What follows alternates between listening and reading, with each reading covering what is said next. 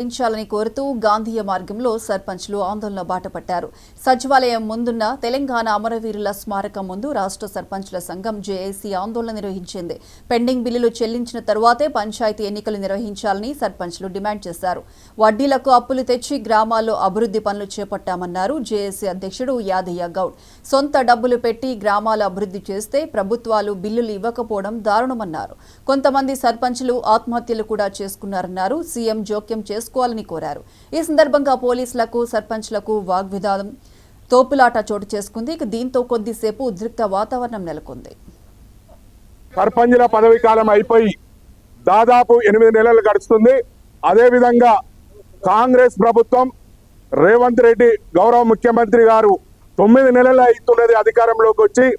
కనీసం మా సర్పంచ్ల పెండింగ్ బిల్లుల మీద మేము ముఖ్యమంత్రికి 2 సార్లు వినతి పత్రాలు ఇచ్చినాం. అదేవిధంగా డిప్యూటీ సీఎంకు 2 సార్లు ఇచ్చినాం. పంచాయతీరాజ్ మినిస్టర్కి 5 సార్లు ఇచ్చినాం.